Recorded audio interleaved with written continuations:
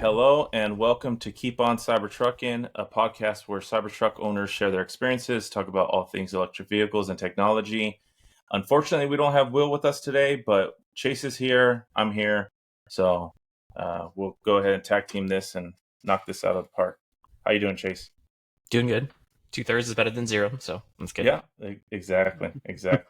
I like, it's funny that, a little side note, I like how it's kept your the Connect underneath your name. I didn't know it was going to do that. I was toying around with that. Real quick, before we get started, I wanted to give a big shout out to LJ. LJ is regular on our show, and he messaged us that unfortunately he won't be able to join us tonight for the live broadcast, but he is excited to announce that he will be joining the Foundation Series Cybertruck Club as of tomorrow at 11:30 a.m. Hell yeah. Congratulations, LJ. We're excited for you and can't wait for you to join us next week and kind of go into the chat and let us know, your initial impressions and what you think about the Cybertruck. So that's 100%. really exciting.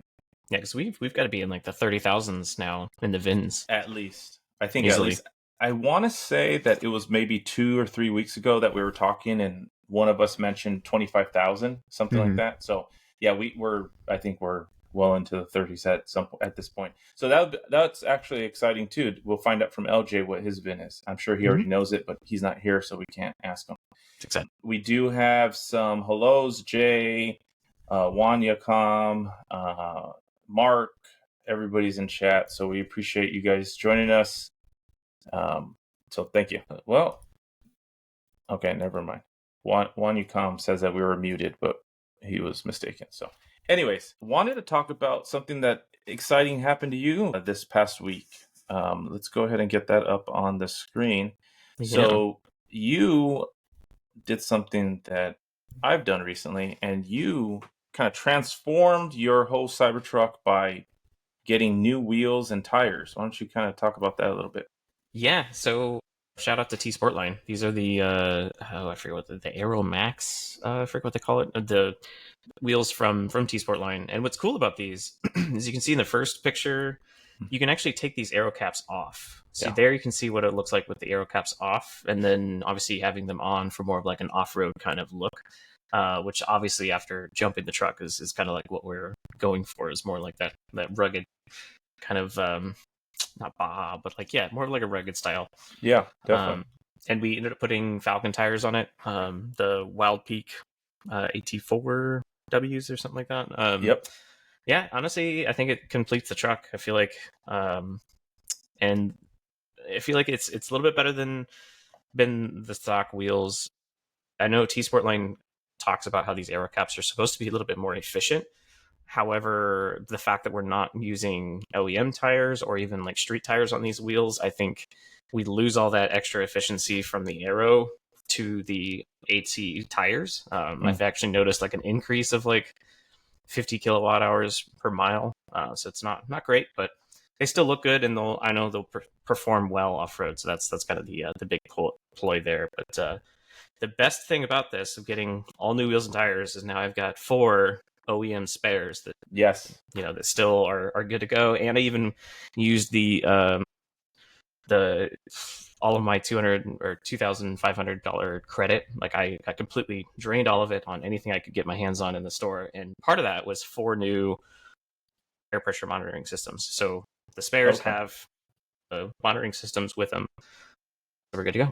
So yeah, so you went all out with your spare tires. Oh yeah, I was thinking about it even before we jumped it, because I was like, I really wanted a spare, and I'm like, I was trying to go through like what could I do, and then at the time the spare tire from Tesla was actually sold out, so that kind of made that decision easy. But I debated on maybe getting that spare tire. I debated on like going onto eBay and finding someone selling their OEMs to try to like buy one of them just so I have a spare. But I feel like this is kind of the best of both worlds. Now I have 4 spares that are exactly the same size tire and wheel. So say I go off road, I can take 2 spares and easily use them both. So I think it's great. It's win-win. Yep. Yeah. I did some off-roading this past weekend, and it was actually really cool about, being able to have that ability to just throw a spare in the back and, just feeling a little bit more comfortable. So I'm right there with you. Now, let me ask you this, because we have the same exact tires. I have the Falcon Wild Peak AT4s as well. So everybody, I actually did a video. You touched on efficiency a little bit. So I did a video. Obviously, I didn't go 1,000 miles. I didn't do that big of a test. I just kind of wanted to do a small little test. I actually had a buddy of mine who lives close by that has a YouTube channel, Cobra Todia. He showed up with his OEM tires and wheels, and I didn't have my KMC wheels on yet, so I only had the Falcon tires. So we were able to just do a really good range test, and I feel like there wasn't that big of a difference in efficiency, but there was a difference. The OEM, the Goodyear tires were a little bit more efficient than the Falcons, but it wasn't enough to really make you go, I don't know if I want to go away from the OEMs. I want to just stick with those because the range is concerning. It's not that big of a deal. But my question to you is, I noticed when I had them installed, well, let me just ask you this before I kind of lead you down the path. I want your honest opinion. How do you feel about the ride comfort with the new tires? Is it better? Is it worse? Is it softer? Is it harder? Have you noticed anything? Does it feel the same? I would say it feels the same. If anything, it feels a little softer because I can tell that there's more give to the grip than say on the Goodyear all-terrains, which I think is a great thing for, like I said, off-road. I think that's going to be killer on the track and whatever we take it to. But also, it wasn't something to necessarily make me like want to drive it differently. Like I could still punch it if I wanted to, and I feel like I still have control and traction.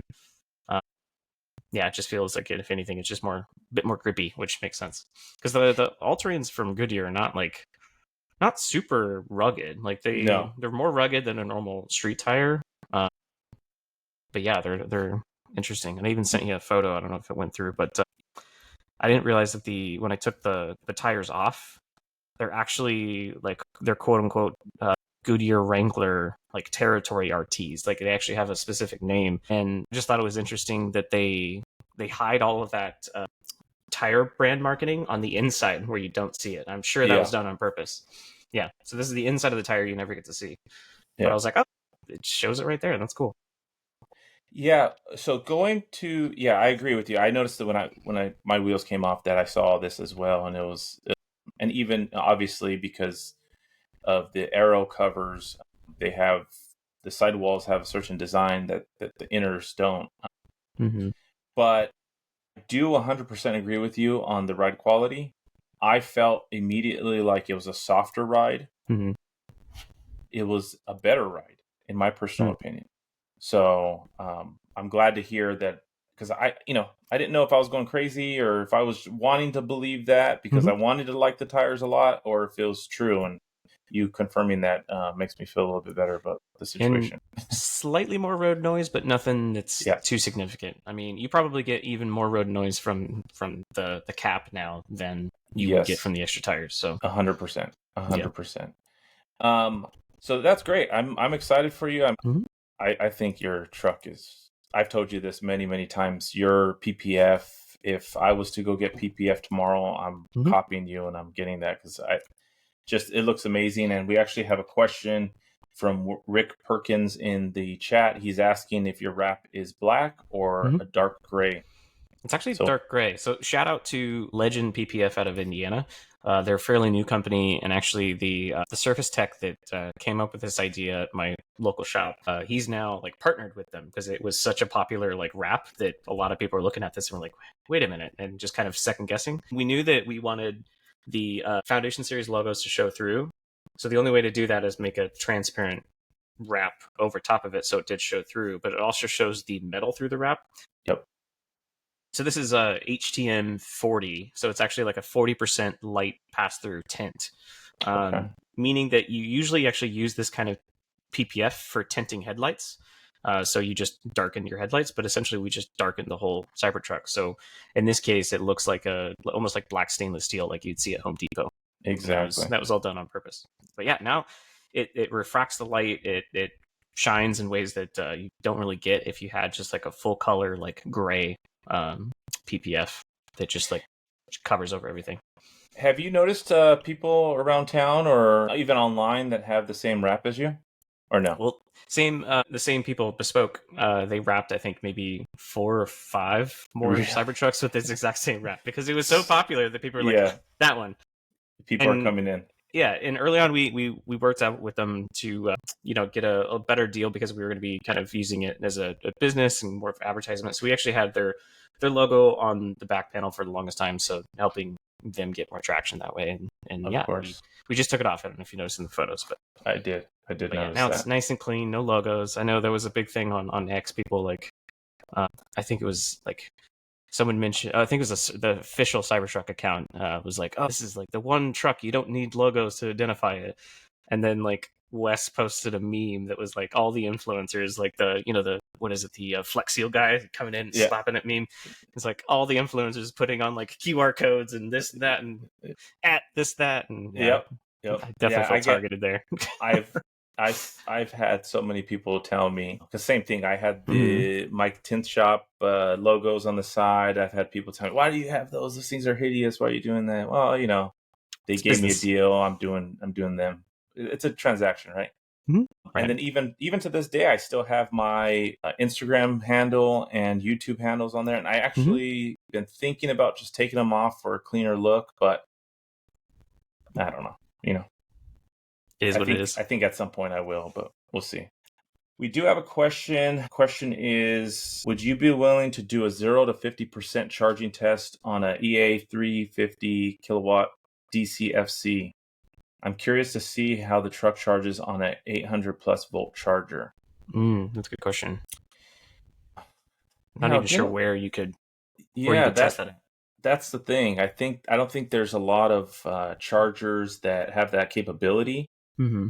I do know that they're building a V4 charger here down the street from my house, which is going to be super exciting. It's not open yet. As soon as it's open, I'm going to do a video on that, but that's probably the best chance for me to be able to test anything close to that. So same. I think there's actually one that just opened up last week down really? the street from us. So, yeah, it's a V4 as well.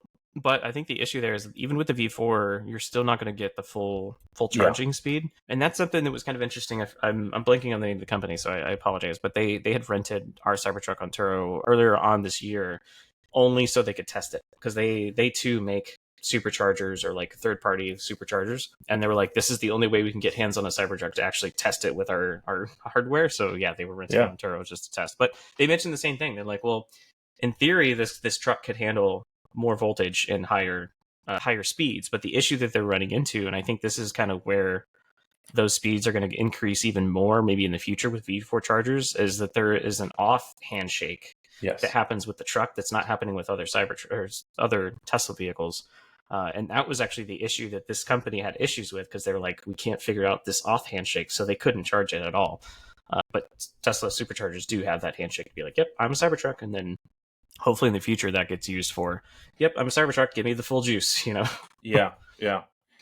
Let's see. We got another. He says, I think the B4 chargers are still limited to 250 kilowatt. I was thinking all Electrify America 350 kilowatt chargers output up to 920 volt. So I will say this, that I have a company that reached out to me recently that wants to send me the adapter for the CCS.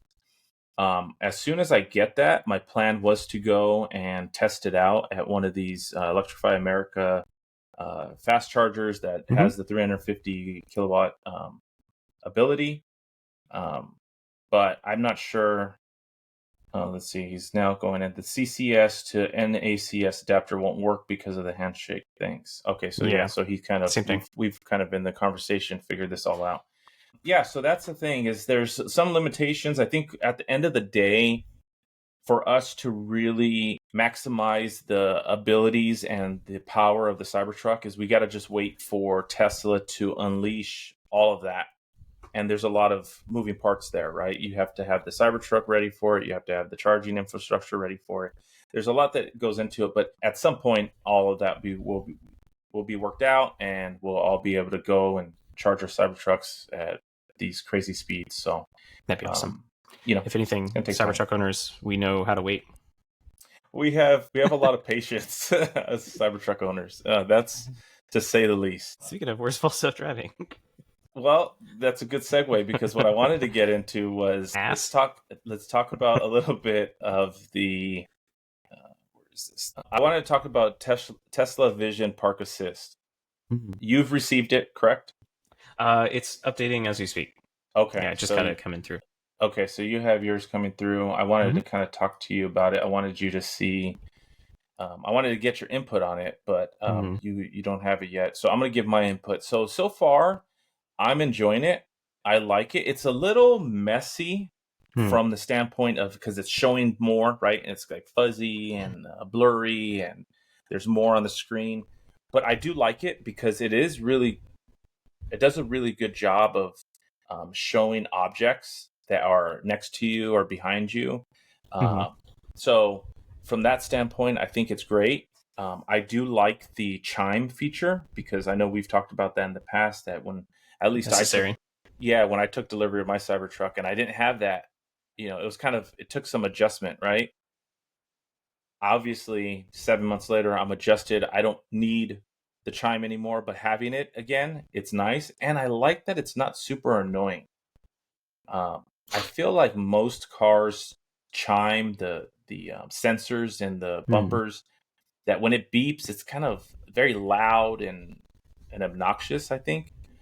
This is very subtle, but yet you hear it.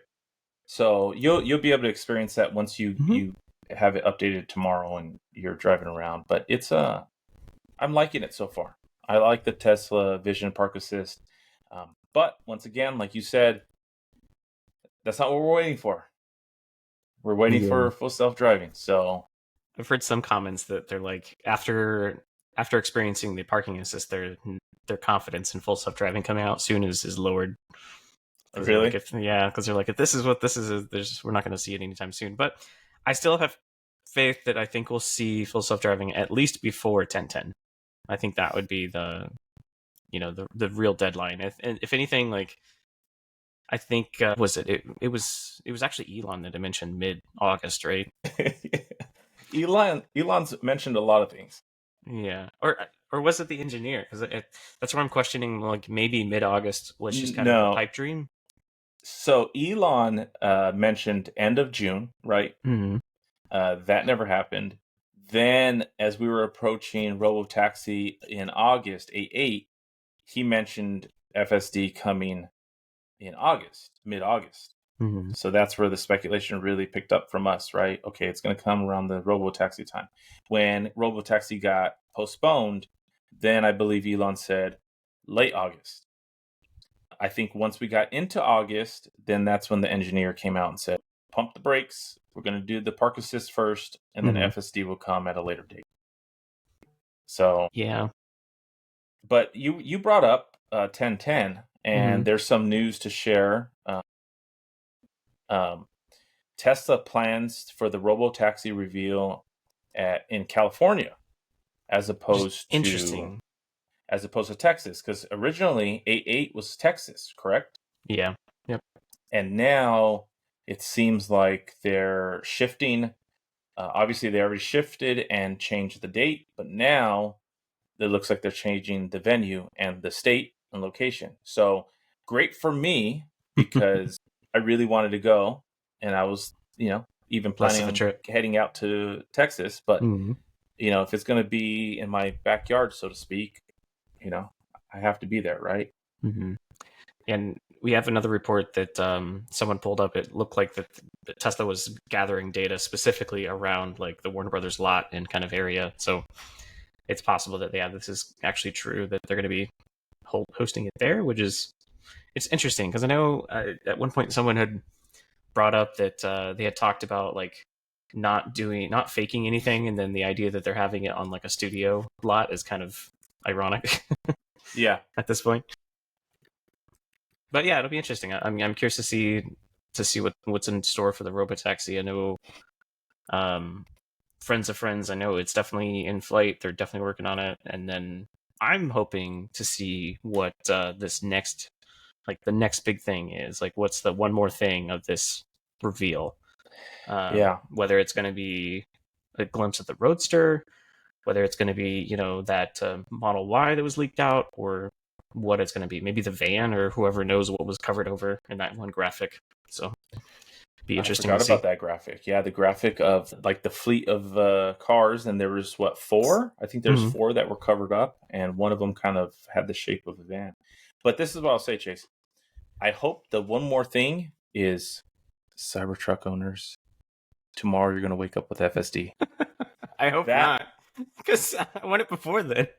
Well, yeah, I do too, but I mean, yeah, I don't know if we're going to get it before then. If I had to pick and choose. If we're going to get it, when that day comes, if we don't have FSD, that's what I want to hear. I don't want to hear about the new Model Y. I don't want to hear about the Roadster. I don't want to hear about the new $25,000 Tesla. I don't want to hear about any of that. Mm-hmm. I want to hear about FSD for the Cybertruck.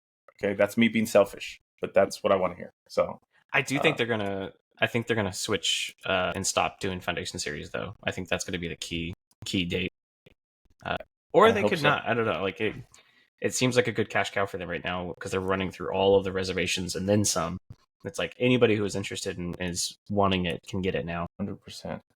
Well, I have a bunch of Rivian stuff that I want to get into, but before we get there, I know we talked about your tires. I wanted to talk about how there's new tires in the Tesla shop.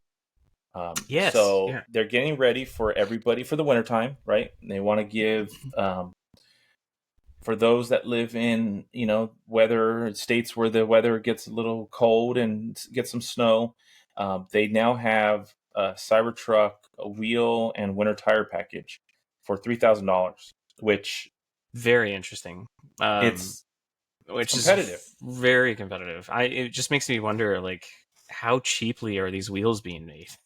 It's like that's the only margin I can think that they can make up for on this. Otherwise, they're selling it basically at cost, if not at a loss. Because like the tires alone, that's going to be easily $1,800 worth. Yeah, but remember, they're buying them in bulk, huge bulk. So they're not paying what we would be paying. But at the end of the day, I mean, $3,000. I mean, if you don't, I don't know if you want to talk about how much you paid for the Falcons, but I mean, it's public knowledge. They're around what, $450 or so each? After tax and all that, you're basically in $2,000 right there just for the wheels. Sorry, just for the tires, and then the wheels on top is probably another $2,000 depending on what you go with, or even some like we saw from like Upload, they're like $4,000 for these tires that are all 100%. Fancy and everything. 100%. So yeah, you can definitely get up there. So the fact that you get wheels and tires is a huge plus. Like if I were to go, like, it's funny that this happens like the week after I go and get new wheels and tires. I swear, like if this would have happened last week, I would have canceled the order right away. Either way, new wheels, love the wheels. But yeah, because it's a very similar tire to the Falcon. I probably would have just bought these. $3,000 out the window, and I have 4 spares and new tires and new wheels. Good and it comes with the tire pressure sensors and nuts, and which is $400 right there, just for the tire pressure sensors. That's what. So this is, I'm going to sit there and say it.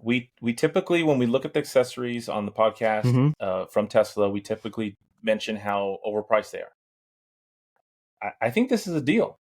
This is a definite buy. Like if it's not sold out by now, definitely buy it. And for any of those people that are getting their Cybertrucks and getting that 2,500 voucher, I mean, I think this is 100%. This is the accessory or item that you buy. 100%. For $500, you're getting 4 wheels, 4 tires, and you're able to use these, put them on, and use them in the wintertime. I mean, it's a no-brainer to me. I wonder if this would, because obviously the tire is not etched out for it, but I wonder if you still could use the aero caps with these tires, because you obviously could. You're using the same wheel. Yeah, I'd wonder that. I'm not sure. It also might not be recommended. No, but speaking about aero caps, Chase is always he tees me up very, very well. So that's what I appreciate. I do play a lot of golf, so I'm used to that. There you go. Now if I can find it. Okay, here we go. So you can't buy the wheel covers, right? Mm-hmm. But you could buy the core wheel covers. Mm-hmm. So these are in the shop now. These are readily available for anybody that has the street tires, right? Mm-hmm. I wonder though, could these go? These can go on just the regular wheels. I mean, I would think so. all terrains, right? Yeah, I would probably go that route, especially if the other ones are obviously sold out. Yeah, I would buy 4 of these with it, and put it on the winter tires. Even though I will admit, because we talked about the other day on the podcast about how it's a circle and it looks bad for the design. I realized that I just put circle wheels on my truck, so I'm eating my words now. But I think you ruined it all. Go blow it up. Yeah, we're just gonna go delete that podcast. We're gonna edit. Yeah. But no, I think what we did still looks good. But yeah, I think that's a hell of a steal. Yeah, those actually just came in the mail today. Actually, they came in little boxes. I didn't even realize it was Tesla until I opened it up because it shipped in a weird package. But yeah, like I said, I dropped $2,500 on the site, which is actually really difficult, by the way, to buy miscellaneous shit. So you get the bottle opener, the Cyber bottle opener, and all this other stuff. Buying all these little knickknacks. Yeah, a bunch of shirts and stuff for my kids and all that kind of stuff. I actually bought 2 sets of those totes. Oh, did you? Yeah, so you have the full 6, not just the 3. Mm-hmm. I think that's a really nice thing to have. Nice. Yeah, I've thought about buying those. Like what you said, to buy 2 sets. I mean, you're at almost $500. So if it's free, I mean, I would buy it, but I wouldn't spend $225 on those totes if it was my own money. So exactly. So we got a comment. So Wanacom says, I bet Chase's Turo rentals are going to skyrocket when Cybertruck gets full self-driving. That is definitely a thought that we've had because a lot of people are interested in testing it. Like we mentioned before, that Farzad really wants to get behind the Cybertruck as soon as we have it. So yeah, I'm looking forward to that if that can sway. Because the Turo market, especially in Austin, has definitely gotten a little bit more saturated. Now we're seeing the fact that you can get into a Cybertruck a lot easier, meaning that a lot more Cybertrucks are now on Turo. So you definitely have to stand out, kind of like what we did with the wrap and the visuals and all that kind of thing. But yeah, it's definitely slowing down a bit. There's probably, if I had to guess, maybe almost 20 trucks now in the Austin area. So quite a bit. Just in your area. Yeah, There's obviously I don't do the Turo business, but I know that when I've gone on Turo, just kind of looking at it, I mean, there's a lot over here, but just that's what happens when you're in the when you're the first to get them, right? Yeah. When your area is the first to get them. So, but we kind of played our cards in that way where we knew that we were going to be early on, so we knew the opportunity was there because we had the option when we configured to actually go with the Cyber Beast. And if I would have had the choice after the fact, I probably would have went for the Cyber Beast, but that would have meant we wouldn't have been up on Turo in February. It would have been more like June. So we would have just now been a couple months in. So, and we probably would have missed the bulk of the biggest wave where there was when we joined Turo, there was only 3 other trucks on there in the area. Yeah, most definitely. You get a strike when the iron's hot, right? Totally. Well, I wanted to talk about something that I think you came across recently, which was don't want to say it's pretty funny, but it kind of is funny, right? So there's a company out there that's making caskets that are Cybertruck themed, which is, I mean, they went all in even on the website with their design marketing. And yeah, all the marketing is really on point here, and they want you to know they're not affiliated or endorsed by Tesla or Elon. They even mentioned Elon. They probably got a nice email that had that. That looks like the whistle you got. Oh yeah, it does actually. No, it's not a whistle. It's a bottle opener. But yeah, Oh, the bottle I, opener. I do think they have the cyber whistle too. But yeah, kind of So right here, it lets you know there's a seating capacity of 1. Estimated range is 6 feet. 0 to 60 is eternity. Yeah, they're actually making a bulletproof casket here. For anybody that is really all in on the Cybertruck and literally wants to take the Cybertruck with them to their grave, I think you can do that now. there's a So, couple of different things, little Easter eggs. What was it? Features. is it really? I'm trying to think. Oh, it might have been here. But there's this little like nods to certain things that have been happening. So yeah, definitely give them credit for going the full distance. They for really the joke. did. They I can really appreciate it. 100%. 100%. These guys are. It's funny. So, wanted to talk about Rivian a little bit. So, there's been some news with Rivian. There's been quite a bit of news, to be honest with you. One of the first things, and some tragic stuff, one thing is the fire. Yeah, the fire that happened in Illinois that burnt how many? Was it 40 or 40, so? 47, I think, or something. Yeah, Rivian's got burnt to a crisp. Not 100% sure. Do you have you heard anything on what happened? I haven't. It's been ghost town. I think, as you can see, they already put up like fencing around it. Yeah. I don't think that was already there, and you can see all the Home Depot totes out there to gather up whatever they can. I don't know if it's like for evidence wise or what the deal is, but Yeah. It looks like it's right next to their shipping and receiving. So I don't think these were just. I think these are ready to like go sell. Mm-hmm. And either something happened, or obviously one caught fire somehow and then it spread. But yeah, it's unfortunate. You never want to see anybody, especially Rivian. I really like Rivian. I like them as a company. I like their CEO. Same. I like what they're doing. I love the fact that I think they have beautiful vehicles. If the Rivian R1T was a bigger truck, I would have probably bought that a while ago. 100%, yeah. But yeah, it's sad. It's sad to see that something like this happened, and obviously there's money lost.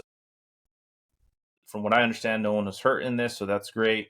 But even thinking of it from the standpoint of you're expecting to get your Rivian, and then this happens, it delays the process or whatever. Right. That's the small thing, but just it's unfortunate all around for everybody that's involved. So I was gonna say it sort of affected the stock price, but not significantly. Like it's down 8% this last week, but that's actually fairly normal. The swings on Rivian has been pretty big. Yeah, well, I'm sure that. What was the other thing I was going to bring up over here? Rivian also. Well, one thing on the positive note with Rivian is they recently announced their rewards program. So they kind of piggybacking off of Tesla. Tesla just last week, I believe, came out, relaunched their referral program, and now Rivian is doing the same thing with what they call Rivian Rewards. I know Will was really excited about this. For anybody that doesn't know, Will has R1S, and so he was excited about the referral program. Sorry, your ads. If you scroll up, you're getting targeted already. Am I really? No, in the middle of the page. Oh, there you see, go. Yeah. There you go. We literally were talking about there's the price for you, 1999. There you go. There you go. They're on sale. That's a steal. Yeah, I'm apparently excited. I want to get a new mortgage. So you've been shopping around. Interest rates are coming down, so yeah, that's a whole other thing. Yeah. Well, did we hear if there's a cap on Rivians? Because I know you can only get up to 10 referrals with the Tesla one. I was really hoping Will was going to be here because I wanted to kind of have him talk more about this because he's the Rivian expert on the show. But as far as I know, I don't believe. I'm going to try to skim through this real quick. I don't think there is a cap. I know that there's even rewards for, future purchases on vehicles, which is great.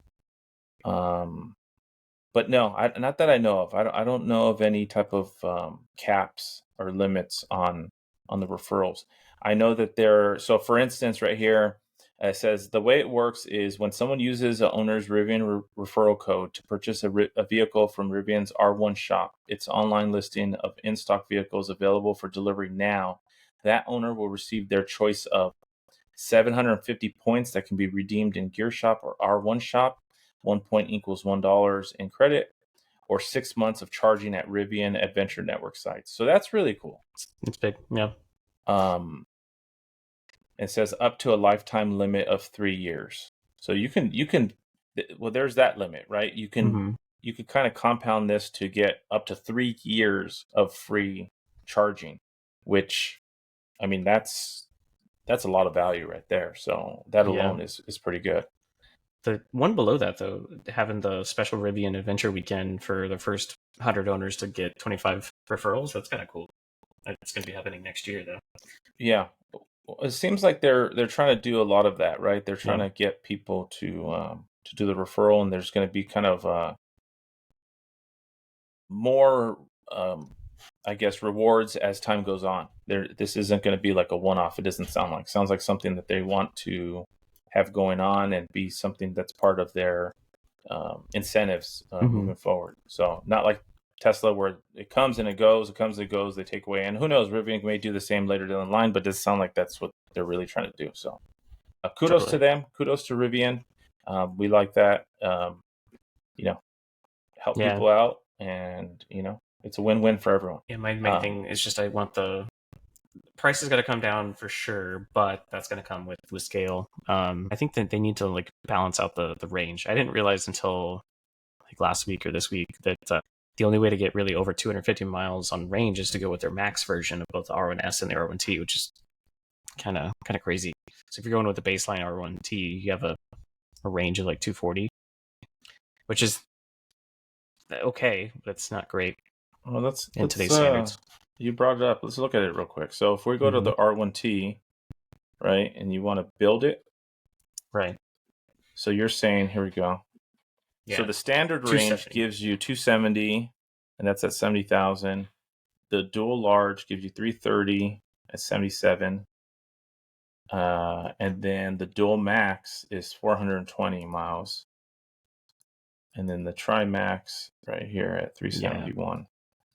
So it's something to consider, because like I've also been wondering about like what's going to be like after this post Cybertruck craze and post Foundation Series craze kind of era, and then it's going to come down to like really the race for price point and capability, because I think that's where Rivian still it's still a little too high from what I can think, what I can gather. But also, if you look at say even the Silverado and the GMC EV trucks, I think they're falling in the same issue too, mainly because of the conventional vehicle manufacturers. They're based off of like trim, whereas like EVs are more like based off of like motors, so you can get like a dual motor versus a tri and quad and stuff. But yeah, I don't know, I've been very anti-traditional manufacturer, the way they sell like trims. It'd be like, oh, you can get into a base F-150 for whatever 44,000, but if you really want all the good stuff, you're all the way back up to like 90. So it's like they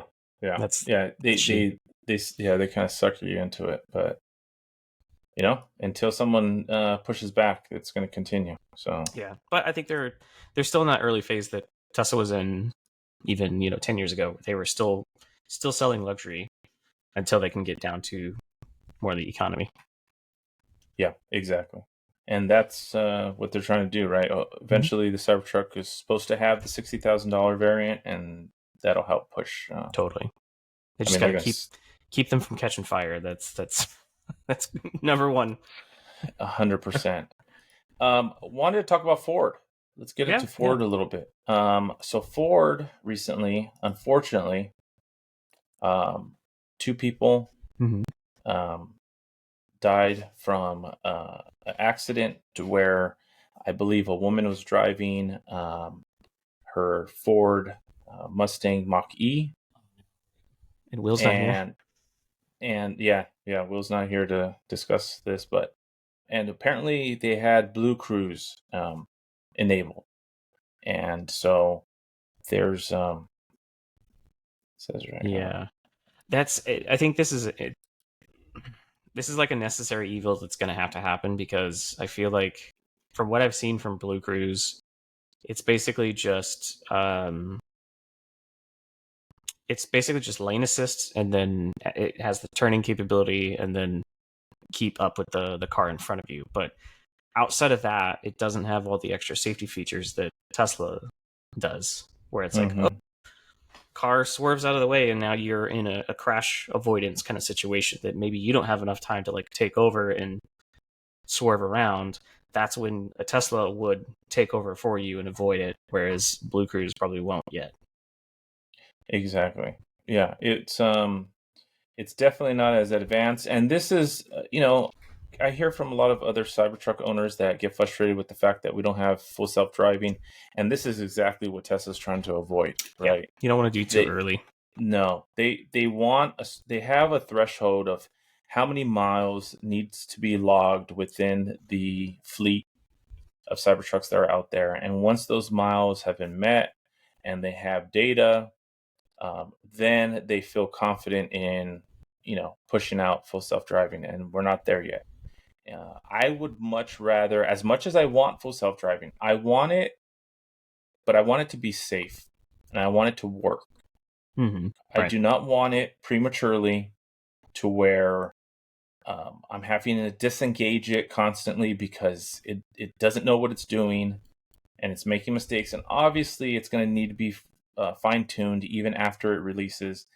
But I don't need this type of problem, right? I don't need to be using it and for whatever reason it doesn't do its job. So I feel bad for the people that were killed in this, and condolences to their families. But it just goes to show you that in my belief, Tesla's doing it right, where they're taking their time. As much as it kills me sometimes, it makes me upset that I don't have it right now, but I'm okay with it. We were talking about patience earlier. I'll have the patience to make sure that when it comes out because it's ready. Totally. So. Yeah. Even some inside baseball that was interesting about that post, because I think Mars doesn't like, if I remember it, he doesn't like a jerry rig. So he was interesting to call out jerry rig. He was paid in promoting BlueCruise, and he has a lot of good things to say about BlueCruise, and he's been really kind of not saying great things about FSD. So interesting that this is happening. But I think the biggest issue, not just with the Twitter drama, but the biggest issue is it hurts consumer confidence of like anybody wanting to get behind a wheel that has full self-driving and just give up that control and that trust. Like that's the biggest hurdle that everybody has the first time, because you're looking at the car and you're used to watching the road, and you see the road, you see a situation that normally you would anticipate and start making actions to anticipate, and the car doesn't, and then you just have to trust that it does. That's a really freaky situation to be in. So I feel for everybody, but we'll get there. 100%. We'll get to the point where it's natural and the car drives better than human does. Another news from Ford, and I hate to be the guy bashing on Ford today, but so apparently Ford, well, not apparently, but Ford has patent in-car system that eavesdrops so it can play ads for you. Really? Yeah. So Motor Trend posted this stating that Ford has taken out a patent to where, like we were laughing about T-Sport line showing me the ad right there, right? It's going to be similar inside your car. So now your screen is going to be taken over, and you're going to have ads displayed for you in Ford vehicles. At least that's what the patent is alluding to. So that's ridiculous.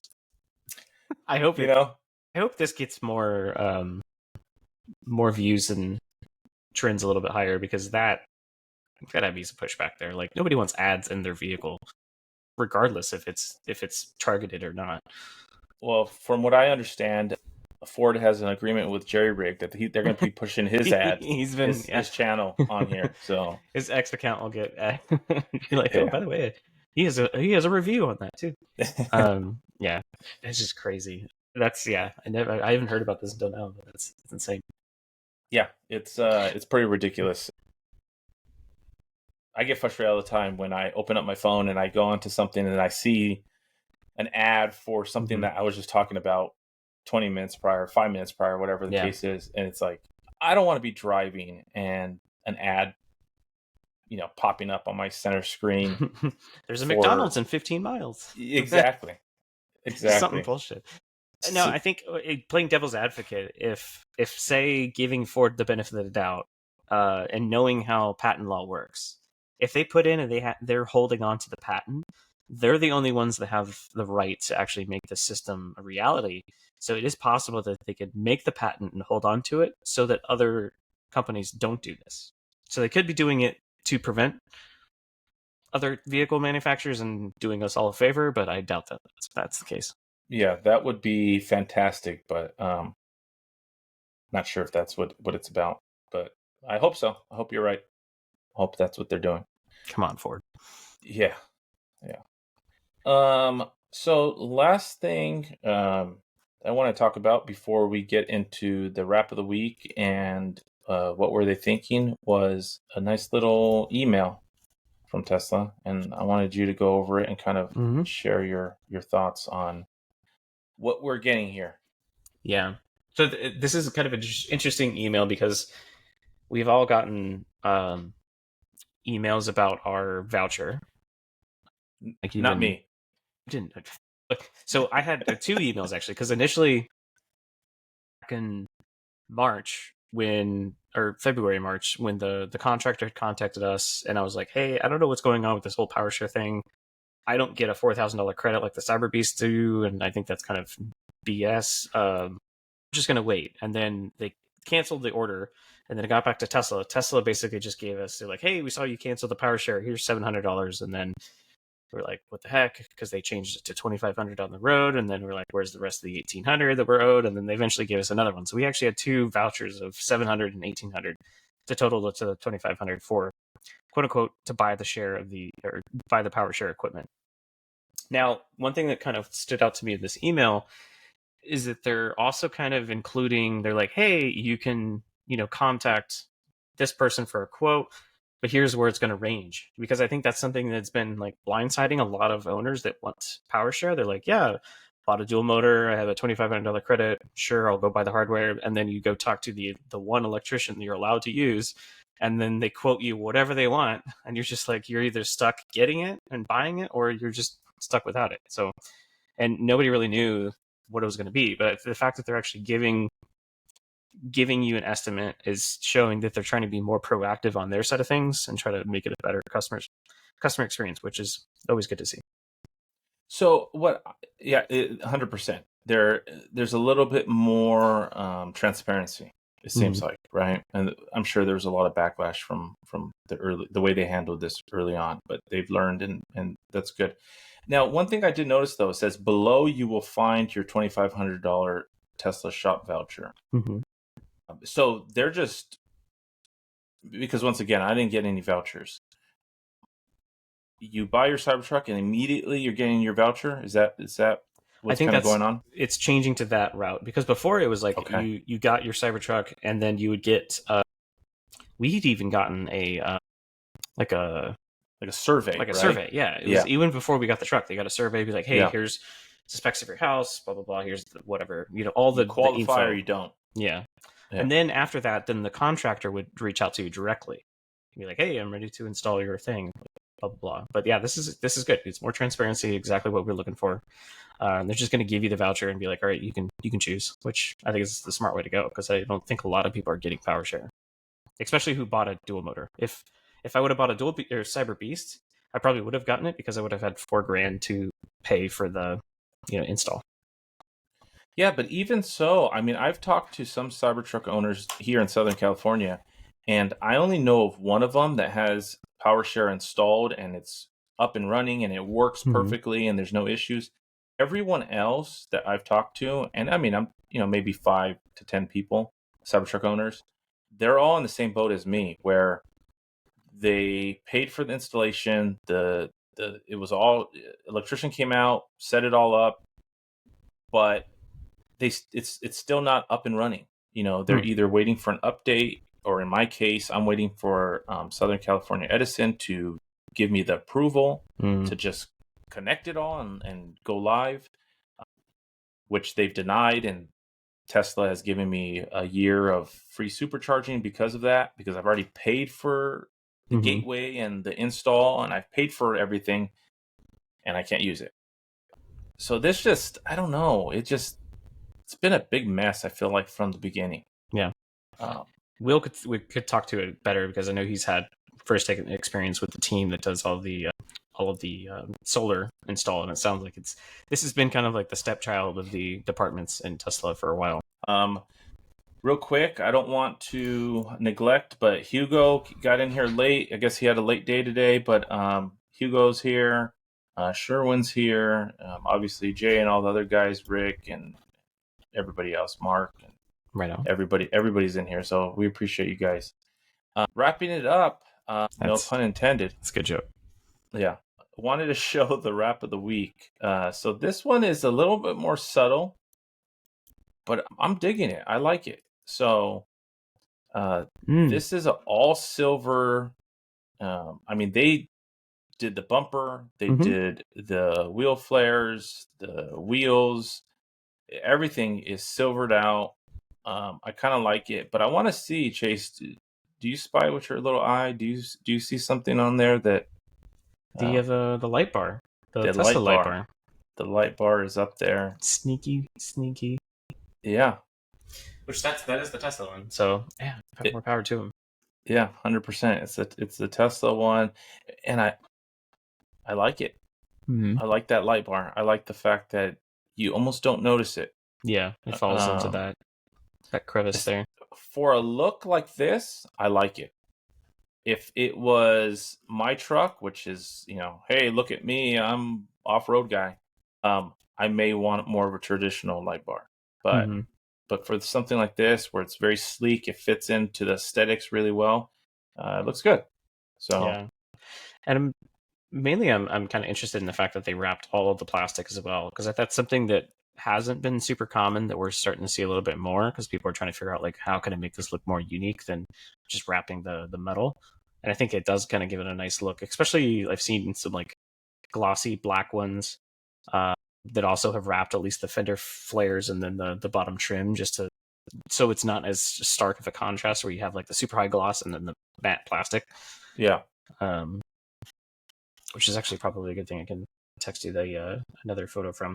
There was speaking of the plastic, I caught a photo the other day of an Avalanche, and y'all know my feelings about the Chevy Silverado EV and how they brought back the god-awful Avalanche flares, but you can see how and why I don't like them. And this is actually something that is related, but I think is also another reason to possibly look into either a ceramic coat or even PPF over the top of the plastic, as you can see how much that black plastic has weathered. And clearly this is a truck that's over 10 years old, but that black plastic is just like the one on the Cybertruck. So give the Cybertruck 10 years and it's going to start to look like this, where all that plastic is going to weather away. Good or bad, if it's a work truck, doesn't matter, but just something to keep in mind. Aesthetically, if you want to keep that nice plastic look looking fresh, there's different things you can do. There's also like I just recently fixed a scratch, and they have like tons of different products for like fixing plastic and etches and stuff, and they have some that are just so you can like go over it with like a light acid that kind of takes off that first layer, and then you can kind of get it back to what would be quote unquote new again. But well, send me some of that. I wonder if that would work on, because since I've been doing some off-roading, my rocker panels and my wheel flares are really like they're just My photographer the other day, we went off-roading, and he goes, your truck reminds me of Two-Face, where one side of your truck is really pristine and nice, and the other side of your truck, like, it's the wrap is messed up. Oh no. Yeah. From the wreck though, right? No, from rocks and stuff flying up when I'm off-roading. Yeah, it's a whole thing. Yeah, send that over to me. I've been looking to do something with all those plastic pieces, because they're kind of wearing on me. Yeah, So I can show you the example that we had, and we talked about it on the podcast before. These are the before and after photos of what I did with there was a scratch on the side view mirrors that I fixed, and I'll pull up the actual product. Of course, it came from Amazon, like everything else does.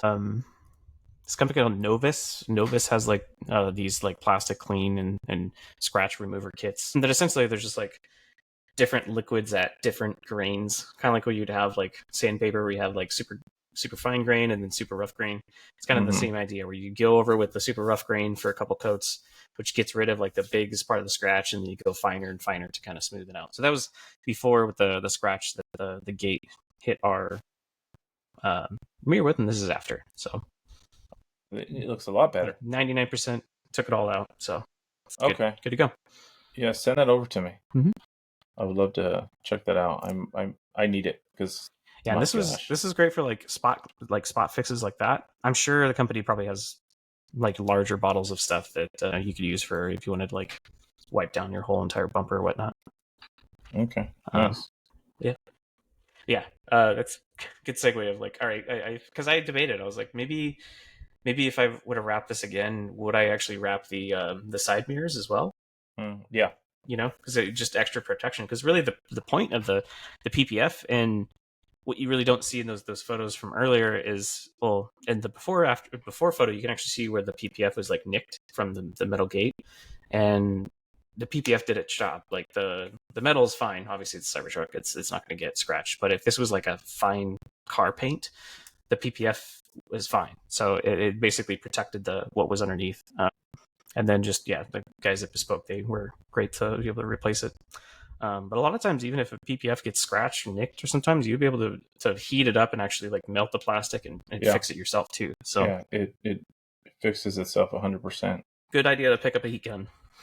Just have it around. It's always handy. If you have the PPF 100%, just to kind of heat it up, and it auto heals, right? Mm-hmm. Is that the verbiage that they use? Yeah. We have Sherwin in chat. He mentions the video I did on the tire efficiency. He says the efficiency numbers were very similar, but I had road tires on and not all-terrain tires like Cobra's.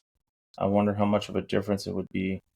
So could be significant. So he's talking about the street tires as opposed to all terrains. Well, yeah, I think just traditionally all seasons are going to give you much more efficiency. I think we talked about it a couple of weeks ago that somebody that took delivery of their all season tires got upwards of like 400 miles. Yeah, it was like 470. It was huge. It was a huge jump because of the all season tires. So tires do make a difference, but I guess my video was trying to show people that most Cybertruck owners have the all terrains on their Cybertruck.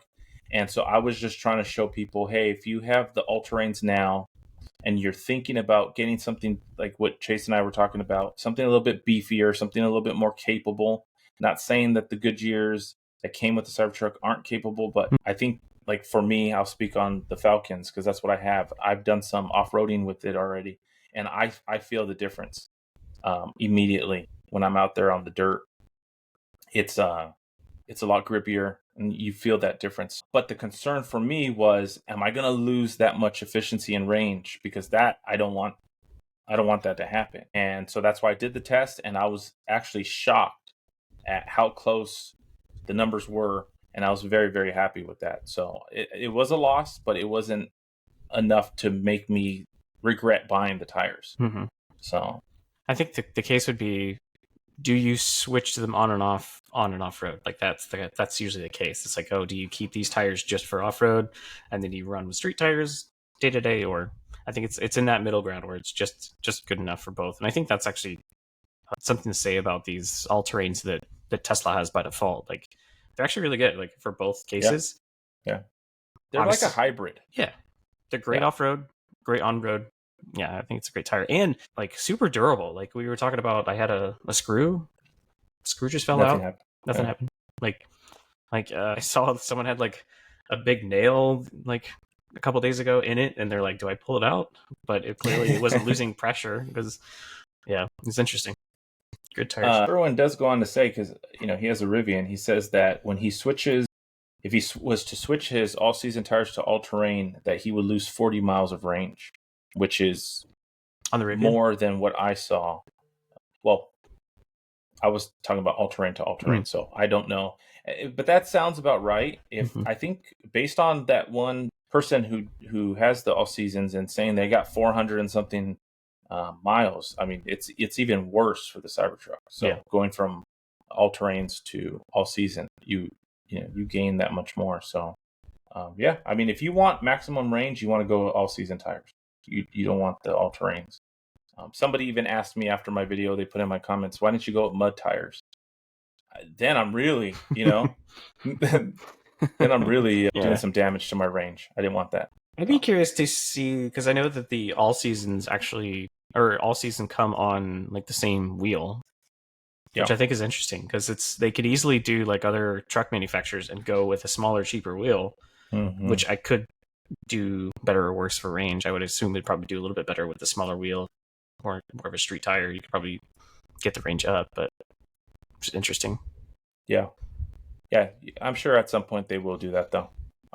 They'll have maybe like an 18-inch wheel that's a different look with the all-season tire. Yeah, because these are big tires. I know there's a lot of like new truck owners that are getting into the Cybertruck that haven't driven many trucks before, but like these are 34-inch, almost 35-inch tires. Those are big ass tires, and usually on like if you bought a stock F-150 right now, you're not going to be putting 35s on those unless you actually lift it up so that your wheel well can have enough room for it.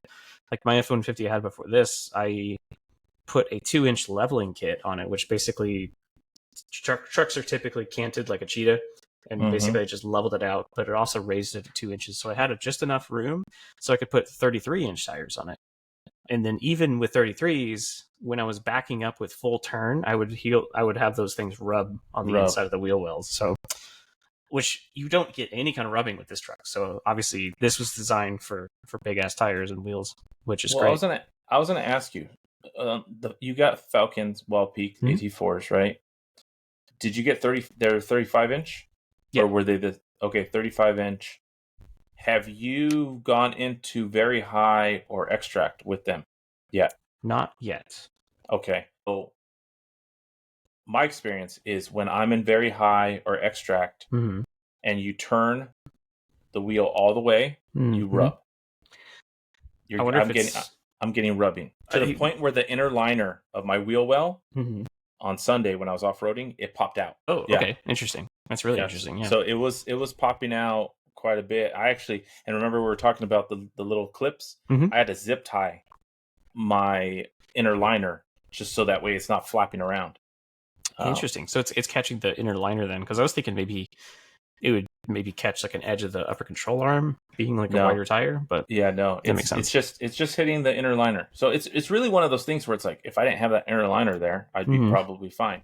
But I want it there because it's keeping dust and dirt and gunk out of whatever's behind there. So, but only at max height. Did you notice that like low? If I'm in high or less, I'm fine. The second I go to very high, and especially in extract, when you're in extract, it's really doing it. So, just to keep that in mind. Because technically, I know initially, I don't know if Tesla officially came out with it, or maybe it was just people speculating, but there was a lot of talk about the Cybertruck coming in with 35-inch tires. They're not 35-inch tires. Right. They're just under. Yeah, they're smaller, slightly smaller. Like 34.5 or whatever. Yeah, there's something like that. So just keep that in mind for anybody that does want to change out the tires at some point. If you go to a true 35-inch tire, when you're in those higher settings for the suspension, you will get some inner rubbing on your front tires. So just keep that in mind. I actually wonder, now you maybe think, but maybe you can pull this up later, but because I'm pretty sure, it was the 285 65 R20s, the exact same size as what the OEMs are. So I'm wondering if you can actually get slightly like right at 35 inches, because I think these are also the same. Yeah, they're like 34.8, so close. Yeah, but it's something I should try out and see. Yeah, 100%. All right, so last thing before we wrap this up is what were they thinking? So this was something that kind of circulated a lot, I believe, last week or so. But here's somebody, all the attention the Cybertrucks get. Somebody's right there, and they're recording this beautiful Cybertruck, and that guy gets hit. But what were they thinking was, I feel bad for that guy. I even feel bad laughing, but it is funny. Is the fact that the camera guy, is like right on the Cybertruck. Keeps going. He keeps going with the Cybertruck. Yeah. He doesn't even. I don't even think he noticed that some guy. This is this is one of those video clips. They're like, if you go back like 30 years from now, and you're like, oh, what was 2024 like? And you just show this one clip, like that encompasses it all. 100%. The Cybertruck, the year of the Cybertruck. Yeah. 100%. I joke that it's like that we're seeing GTA 6. Like the graphics are getting that good because this looks like it's just what 100%. It's just so like a video crazy. Game, yeah. I mean, I'm happy that the Lincoln made the stop in time after the impact because that could have been bad. But yeah, shout out to the cameraman not losing focus. I can't even talk. So, anyways, that's something too. Shout out, go check out Bearded Tesla and Teslatino on their X because they are about to wrap up or have just wrapped up their really cool adventure with the Yukon. Yeah, they're doing their trek, but really cool they made it to the Arctic Ocean. Mm-hmm. I think Teslatino even took a little dive into the ocean. Mean, you have to. Like if you're gonna drive 5,000 miles, you're like, okay, I'm gonna get in. You're like, no, I'll wait until we come back. 20 years from now. Yeah, no, you got to get in there. You do it. Big respect and ups to Bearded Tesla and Teslatino for making that trek and documenting it, and that's pretty cool. I'm a little jealous of them because that's something that I would love to do. That would be like on a bucket list to do something like that. If I didn't have two little kids at home, I would love to travel the United States and anything touching us. So yeah. Which I was listening, I think it was last night because I almost didn't make it today because my internet went out last night.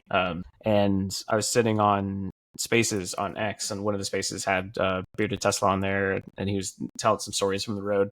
And one of the stops that they were like, and to get there, I think they showed up at like 8:30 in the evening, and then like the one person that they were talking to that needed to like link up with them so they could get charging and get all that situated, I guess was like passed out drunk at 8:30 because it was his 80th birthday, so he was just like. He was out. So like they were like, okay. So they called it a night, and then the next morning he comes out all bright and cheery. He's like, hey, how's it going? And then so it worked out. It was just kind of funny that they showed up and they're like they almost got the "who are you" kind of thing. And the one guy that they needed to talk to was passed out. The thing that I find kind of funny about that whole trek, and I love the fact what they're doing is how when they started the trek, they had their Cybertrucks with all these logos, and we've joked about looking like a NASCAR car, but driving in those conditions, it's wet, it's muddy, it's dirty, and their trucks are covered with mud to where you don't even see the logos anymore. 100%, yeah. It's here. Let's show that completely like just mudded out. Like both of them look the same too. They're just completely covered. Yeah, it's just just everything is just covered up, and you wouldn't even know. Here, watch. Let's click on this. Yeah, I was gonna say. And if you just ask, like, who is it, the Double Cap Crimpin on X, who did the big Moab trip and also jumped his truck. He was finding like Moab dust like for months afterwards. So I'm sure all of this is going to come home with them and for like a long time. So they'll have nice Arctic dust for a while. I was drifting in the desert, I don't know, 3 weeks ago, almost 4 weeks ago now. And still, if I go up to a wheel flare or something, I kind of just flick it a little bit. It just dirt comes out. Mm-hmm. So, so actually, if I'm going to go ahead and take wheels, just the tip, and let everybody know, if you do any off-roading, this is my recommendation. When you get back and you want to wash your truck, unclip and take off the wheel flares. You can even, if you loosen up some bolts, You can even take off the rocker panels, get in that whole space and area and really clean it out and wash it out. And that's the best way to wash your Cybertruck after off-roading, because if you don't, there's a lot of dust and dirt in there. And when you get in there later, it's going to be all clumped up and hard, and it's going to be a lot harder to get clean. So that's my recommendation. Take off all that when you get back and you do your washing of your Cybertruck. Or you just put it in wade mode and go take a bath. Or you can do that. Soak it with some Epsom salt. Like the other day, I opened up my charge port. I'm like, I'm still finding dust, like just randomly. Yep. It definitely goes home with you. It's interesting, though, looking back at the photos of it all caked up. I'm curious to hear their story about how the lights handled, because we were talking about how in the snow, how snow was getting clumped up on the headlights. But in their pictures, you can see the same thing happening both to the light bar, and their headlights are just covered in mud. So I'm curious 100%. If it's the same issue where they had to like pull over and wipe down their headlights. Yeah, that's a good question. As a matter of fact, you know what we should do? If you're listening, Bearded Tesla or Teslatino, we would love to get one of you guys or both of you guys on the podcast, and kind of you guys could share your experience and how it went. And, you know, we probably have a lot of questions for you guys. So totally. Other than that, Chase, that's all I got. Okay. So I think that's about it. Once again, thank you guys, everybody in chat. Appreciate all of you guys joining us like always, and looking forward to next week. Jay, I'll see you tomorrow. Because awesome. I'm meeting up with him in person. So. Oh yeah. All right. I'll talk to you guys later.